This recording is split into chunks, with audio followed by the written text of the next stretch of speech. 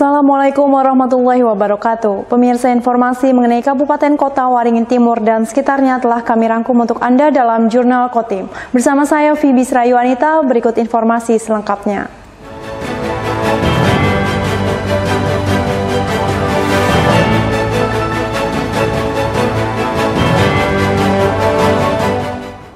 Banjir yang melanda Desa Hanjalipan, Kecamatan Kota Besi, Kabupaten Kota Waringin Timur hingga Selasa 27 Februari masih terjadi.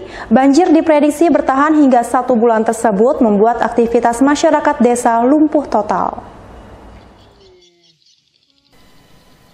Sudah 6 hari lamanya banjir yang melanda Desa Hanjalipan belum juga surut. Ketinggian banjir bertahan di atas 30 cm. Bahkan di titik tertentu ketinggian banjir mencapai 180 cm. Berdasarkan analisa Badan Penanggulangan Bencana Daerah atau BPBD Kota Waringin Timur, banjir di Desa Hanjalipan bukan disebabkan akibat hujan, sebab curah hujan di Desa Hanjalipan tidak terlalu tinggi. Banjir justru terjadi akibat adanya kiriman air dari wilayah hulu, sebab Desa Hanjalipan berada pada pertemuan dua sungai besar, yakni Sungai Mentaya dan Sungai Tualan. Hal tersebut diperparah dengan pasang air Sungai Mentaya. Kondisi itu membuat banjir yang melanda Desa Hanjalipan bisa bertahan hingga 1 bulan lamanya. Hal itu tentunya mengakibatkan aktivitas masyarakat desa yang sebagian besarnya berprofesi sebagai nelayan menjadi lumpuh total. Untuk melintasi jalan desa yang ditutupi banjir, warga terpaksa harus menggunakan perahu. Tahun 2022 itu hampir 1 bulan ya, ini sudah hampir menjalani hari ke-6. Ya mudah-mudahan, ini kan musim pancaroba ya. Jadi frekuensi hujan memang agak tinggi. Sebenarnya di Hanjalipan itu tidak begitu besar frekuensi hujan, tapi hujan yang terjadi masih di daerah hulu. Sehingga ditambah lagi dengan air pasang Sungai Mentaya. Karena mereka sudah berharmonisasi dengan keadaan alam, sebenarnya tidak menjadi masalah.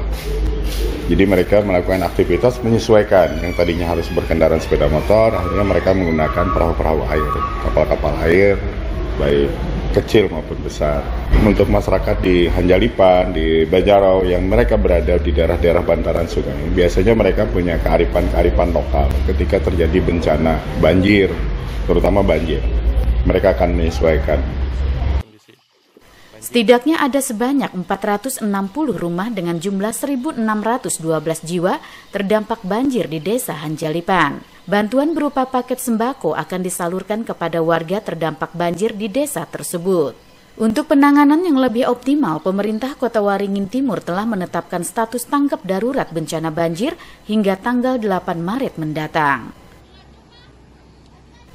Mashud Badarudin, Hayat TV. Seorang pria paruh baya ditemukan meninggal dunia di toilet pasar tradisional Pusat Perbelanjaan Mentaya Sampit, Kabupaten Kota Waringin Timur. Tidak ditemukan tanda-tanda kekerasan pada tubuh korban, diduga korban mengalami sakit. Warga di sekitar kawasan PPM Sampit Selasa 27 Februari siang dihebohkan dengan ditemukannya seorang pria paruh baya yang meninggal dunia di dalam sebuah ruangan toilet. Pria berusia sekitar 67 tahun yang diketahui bernama Sunan Alwani, warga Kecamatan Baamang tersebut ditemukan dalam posisi tertelungkup.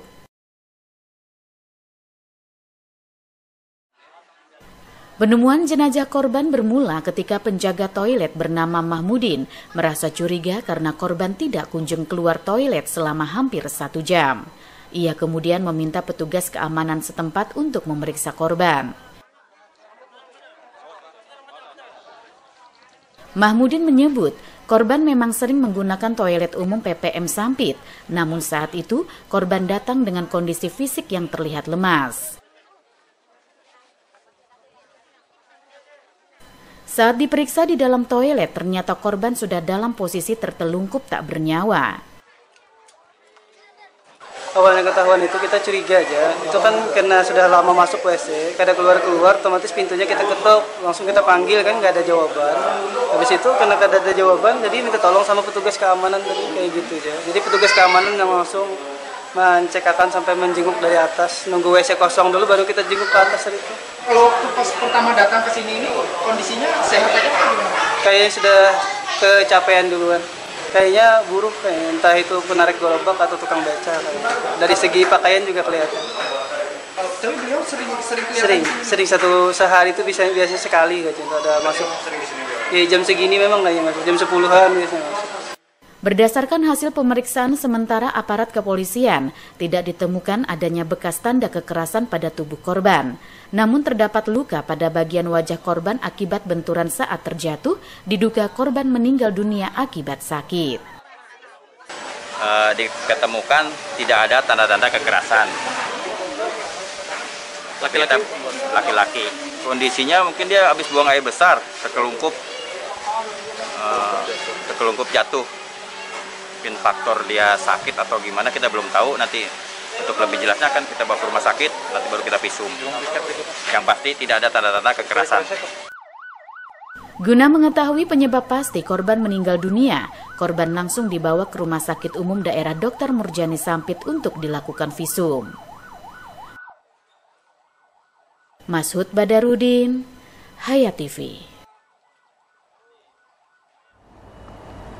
Harga emas perhiasan diprediksi stabil hingga memasuki Ramadan. Sementara pasaran emas terpantau sama seperti hari-hari sebelumnya, tidak ada perubahan signifikan.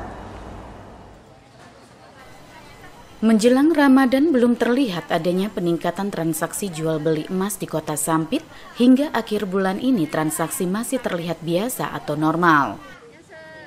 Dikatakan Haji Sani, owner toko emas Mitra Baru di PPM Sampit, pasaran emas sama seperti hari-hari sebelumnya, tidak ada perubahan signifikan. Meski di bulan Februari ada pesta demokrasi pemilihan umum lanjutnya, namun tidak berpengaruh dengan harga emas, sebab harga emas lebih ditentukan oleh politik dunia dan kurs dolar. Untuk perbandingan antara orang membeli dan menjual terpantau sebanding 50-50, jadi hampir stabil saja dalam sebulan terakhir ini. Sani memprediksi harga emas akan stabil hingga memasuki Ramadan. Adapun harga emas pada 25 Februari 2024 tidak begitu terjadi perubahan, di mana harga emas 999 batangan Rp1.005.000, emas 750 Rp835.000, emas 700 Rp800.000, emas 420 Rp500.000 dan emas 375 Rp475.000 per gram. Yunus Muammariza, Hayat TV. Pemirsa, daging ayam ras, beras hingga emas perhiasan memberikan andil inflasi pada Januari 2024 di Kalteng. Berdasarkan hasil pemantauan BPS Kalteng, pada Januari 2024 terjadi inflasi sebesar 3,40%. Perkembangan harga berbagai komoditas pada Januari 2024 secara umum menunjukkan adanya kenaikan. Berdasarkan hasil pemantauan BPS Kalteng di 4 kabupaten kota, yakni Sampit, Kabupaten Kapuas, Kabupaten Sukamara, dan Kota Palangkaraya, pada Januari 2024 terjadi inflasi sebesar 3,40%, atau terjadi kenaikan IHK dari 102,28 pada Januari 2023 menjadi 105,76 pada Januari 2024. Inflasi Januari 2024 di Kalteng terjadi karena adanya kenaikan harga yang ditunjukkan oleh naiknya seluruh indeks kelompok pengeluaran. Komoditas yang memberikan andil inflasi pada Januari 2024 di Kalteng antara lain daging ayam ras, beras, sigaret kretek mesin atau SKM, ikan gabus dan nila, gula pasir, bawang putih, sewa rumah, dan emas perhiasan. Yunus Muammariza, Hayat TV.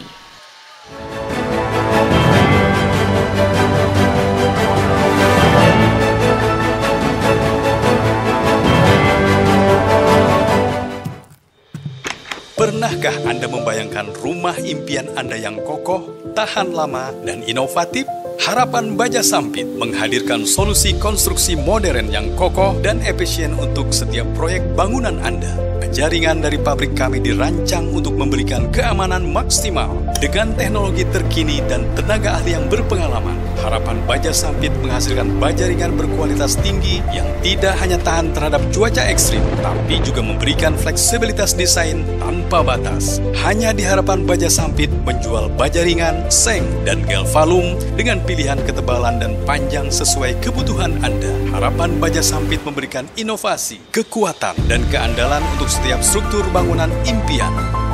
Jika Anda sedang merencanakan proyek rumah, gedung komersil, atau infrastruktur skala besar, Harapan Baja Sampit siap menjadi mitra terpercaya Anda. Hubungi kami hari ini dan lihatlah bagaimana kami mengubah konsep menjadi kenyataan.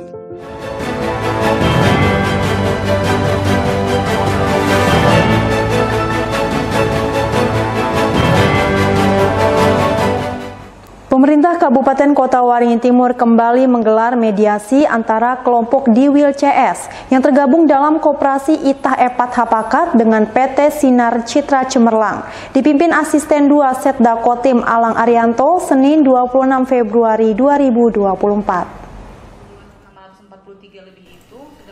Agenda utama pada mediasi kali ini adalah pemaparan hasil verifikasi data berkas alas, seperti saat disampaikan Hilda Handayani selaku kuasa hukum dari Koperasi Itah Epat Hapakat atau Diwil CS, di mana lahan sengketa ini berada di Desa Bukit Raya, Kecamatan Cempaka Hulu.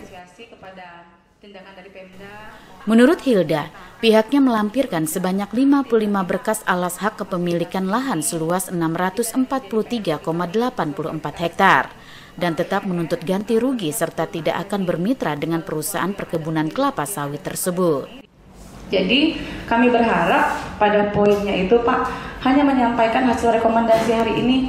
Apakah menurut pendapat Bapak setelah verifikasi baik BPN dan yang lain, apakah terhadap hal tersebut sudah pernah diganti rugi atau belum? Hanya itu saja Pak, bukan yang lain. Masalah hak itu nanti atau tidak ini kan berdasarkan fakta Pak. Berdasarkan bukti yang ada. Kami tidak memungkiri SCC punya HGU, punya izin lokasi, tapi yang kami mintakan di sini ganti rugi Pak, bukan itu. Nah, kalau memang PT SCC belum bisa menyampaikan itu, belum ada bukti ganti rugi, ya tentunya kami berharap rekomendasi itu bahwa belum pernah diganti rugi, hanya itu Pak. Kalau menentukan hak yang lain karena belum tentu diganti rugi, tentunya biarkanlah para pihak, baik klien kami maupun PT SCC dapat menggunakan hak itu seperti masukan dari Pak Dian tadi secara perdata di pengadilan maupun secara pidana, hanya itu Pak. Sementara itu menurut kuasa hukum PT Sinar Citra Cemerlang justru bersikukuh pihaknya belum bersedia melakukan ganti rugi karena lahan tersebut sudah berada di areal hak guna usaha atau HGU. Terlebih telah dilakukan akuisisi dari pemilik sebelumnya yakni PT London Sumatera. Sebenarnya HGU itu adalah posisi final kita, final dari perusahaan, dan sudah diakui oleh hukum. Negara ada konsekuensi hukum di dalam situ. Oke, kemudian kalau seandainya HGU kita dibandingkan dengan, kalau tadi saya nggak salah baca, itu surat pernyataan dari RT. Ya kita sepakati saja apakah surat pernyataan dari RT itu menjadi alas hak juga atau tidak. Gitu loh. Kita sepakati. Kalau dari kami ya tentunya tidak ada. Beda halnya dengan SKT yang dikeluarkan sebelum ada HGU. Asisten 2 Setda Kotim Alang Arianto mengingatkan, meskipun PT SCC telah memiliki HGU pada lahan yang disengketakan tersebut, namun bagaimanapun proses ganti rugi kepada warga setempat sebagai pemilik awal wajib dilakukan. Kalau sebelah kan kita tahu alas hak, tapi di sebelahnya ada nggak ganti ruginya? Itu masalahnya. Kalau kita berbicara itu ya bubar saja kita. Nanti ya silahkan masyarakat, ya urusan masyarakat aja itu. Saya melarang tidak, gitu. Nah, artinya karena itu kewenangan mereka. Kalau bahasanya seperti itu. Jadi kita jangan membahas seperti itu. Itu kita ini makanya prinsip bupati itu, kami ini menjalankan perintah beliau nih. Memukul ular, ularnya tidak mati, tongkatnya tidak patah. Perusahaan jalan kalau memang ada haknya masyarakat yang belum dilakukan ganti rugi atau seperti apa polanya, tolong dialog, kan begitu. Kalau debatnya seperti itu tidak akan selesai masalah ini. Karena verifikasi data berkas alas dari kedua belah pihak ini tidak menghasilkan kesepakatan, pemerintah Kabupaten Kota Waringin Timur yang sebelumnya beberapa kali telah memediasi konflik ini menegaskan tidak akan lagi memfasilitasi sengketa lahan ini. Mediasi dinyatakan selesai dan segala proses penyelesaian berikutnya dikembalikan kepada masing-masing pihak. Normansa, Hayat TV. Sementara itu pemirsa, setelah mediasi terkait sengketa lahan di Desa Bukit Raya, Kecamatan Cempaka Hulu menemui jalan buntu dan tidak menghasilkan kesepakatan, kelompok Diwail CS yang tergabung dalam Koperasi Itah Epat Hapakat mengancam akan melakukan pemortalan dan memblokir akses PT Sinar Citra Cemerlang apabila beraktivitas di atas lahan sengketa seluas 643,84 hektar tersebut. Pada mediasi yang dipimpin Asisten 2 Setda Kota Waringin Timur Alang Arianto berlangsung alot. Pasalnya kedua belah pihak menyampaikan argumentasi masing-masing sehingga pada mediasi akhir ini tidak menghasilkan kesepakatan bersama atau mengalami kebuntuan. Menurut Diwail, pihaknya yang tergabung dalam Koperasi Itah Epat Hapakat akan melakukan pemortalan dan memblokir akses perusahaan apabila beraktivitas di atas lahan sengketa seluas 643,84 hektar tersebut. Kalau kita mengambil tindak tegas saja, warga yang meminta itu pokoknya sebelum ada penyelesaian lahan, maka lahan akan diportal atau dipotong jalannya aja. Letak lahan yang ada kepemilikannya. Tidak boleh melakukan jadi perusahaan melewat lahan yang belum pernah ganti rugikan, maka perusahaan tidak bisa menjalankan aktivitas melewat jalur yang belum pernah ganti rugi. Nah itu aja. Sedangkan menurut kuasa hukum Koperasi Itah Epat Hapakat Hilda Handayani menegaskan, meskipun PT Sinar Citra Cemerlang menyatakan memiliki hak guna usaha atau HGU di atas lahan tersebut, namun perusahaan tetap berkewajiban menyelesaikan seluruh hak-hak masyarakat setempat terkait kepemilikan lahan seluas 643,84 hektar tersebut. Yang menjadi poin pokoknya pada saat ini adalah ganti ruginya. Apakah HGU tersebut sudah pernah diganti rugi atau belum? Nah, selain beliau, PTCC hanya melampirkan masalah HGU-nya saja, kepemilikannya. Itu tidak dapat dibantahkan. Akan tetapi tidak melengkapi adanya ganti rugi. Sudah pernah diganti rugi atau belum? Itu tidak dapat dilengkapi. Sehingga disimpulkan pada hari ini, Pemda sudah berkali-kali berupaya memanggil para pihak untuk menyelesaikan permasalahan ini, gitu kan. Meskipun dalam tahapan-tahapan sebelumnya itu sudah ada perjanjian yang harusnya itu mengikat antara PT SCC dengan kelompok koperasi ini, gitu. Akan tetapi mereka masih mengulur ke belakang, mengabaikan, butuh kembali, intinya tidak mengakui bukti kepemilikan itu dianggap bukan bukti kepemilikan yang sempurna, seperti itulah memang. Saat berupaya dikonfirmasi terkait keengganan perusahaan yang belum bersedia membayar tuntutan ganti rugi lahan milik warga, kuasa hukum PT SCC enggan berkomentar. Tidak melakukan kemitraan atau ganti rugi, alasannya apa mungkin? Tanggapannya Pak, supaya berimbang. Mungkin enaknya langsung tanya dari ini. Enggak, kita supaya berimbang Bang, supaya ya, kedua Bang. Pihak. Jadi kalau alasan dari perusahaan apa Bang belum bersedia melakukan kemitraan? Yang singkat aja Bang. Ya. Bang izin Bang, namanya siapa Bang?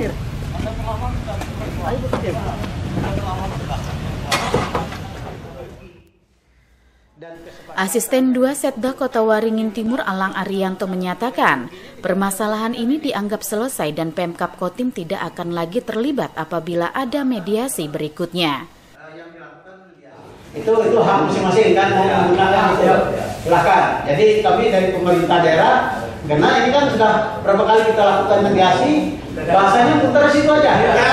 Artinya tidak ada nih.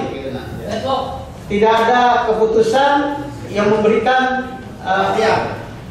bagaimana harapan kita ini sama-sama supaya tadi investasi jalan, masyarakat di sekitar dapat dampak dari investasi.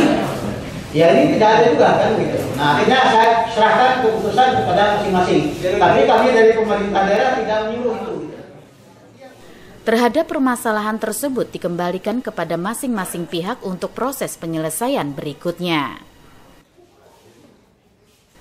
Nurmansa, Hayat TV. Demikian pemirsa, informasi tadi sekaligus menutup jumpa kita pada kali ini. Saya Fibis Rayu Anita mewakili jajaran yang bertugas. Mohon undur diri dari hadapan Anda. Terima kasih dan sampai jumpa. Wassalamualaikum warahmatullahi wabarakatuh.